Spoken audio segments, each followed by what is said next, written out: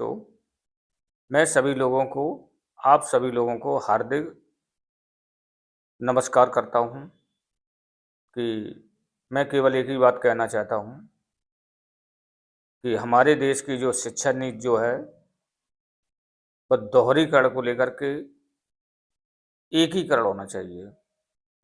शिक्षा पूरे राष्ट्र की एक ही शिक्षा होनी चाहिए, चाहे वो किसी भी कितना भी बड़े का बच्चा हो, बड़े लोगों का बच्चा हो, लेकिन उसका शिक्षा एक ही जगह पर देना चाहिए। चाहे गरीब का बच्चा हो, चाहे डॉक्टर का बच्चा हो, चाहे इंजीनियर का बच्चा हो, चाहे किसी नेता को अभिनेता को हो, लेकिन शिक्षा सबको एक ही छत के नीचे देनी चाहिए, एक ही अध्यापक को देनी चाहिए।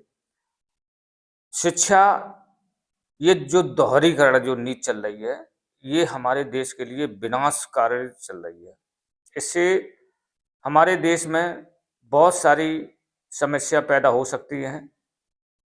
गरीब गरीब रहेगा, अमीर अमीर होता चला जाएगा, क्योंकि जब गरीब व्यक्ति को सही तरीके से शिक्षा प्राप्त नहीं होगी, तो वो सही तरीके से आगे नहीं बढ़ सकता है।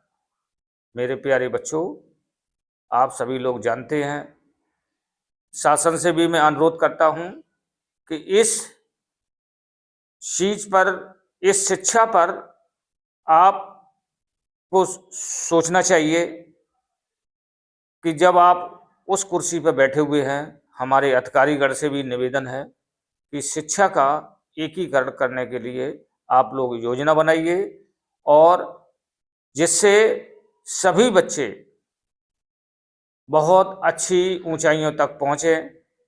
शिक्षा का एकीकरण होना बहुत जरूरी है, क्योंकि जिस देश की जितनी अच्छी शिक्षा होगी, वो देश उतना ही विकसित भारत की तरफ जाएगा, अखंड भारत की तरफ। जो हमारा अखंड भारत है, वो बहुत ऊंचाइयों तक पहुंचेगा।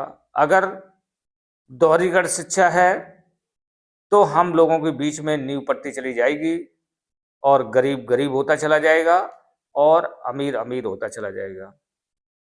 मेरे प्यारे बच्चों, मैं केवल आप लोगों से यही कहना चाहता हूं कि चाहे हमारा देश हो, चाहे हमारा समाज हो, चाहे हमारा घर हो, जिस बच्चे ने संविधान को नहीं पढ़ा है, वो बच्चा आगे नहीं बढ़ सकता है।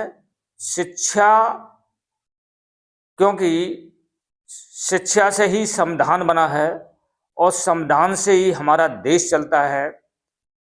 तो आप लोगों को संविधान पढ़ना बहुत ही अति आवश्यक है। मेरे प्यारे बच्चों, संविधान से ही हमारा देश चल रहा है, इसलिए चाहे कोई भी नौकरी हो, संविधान के द्वारा ही उस पोस्ट को भरा जाता है, उस पद को भरा जाता है।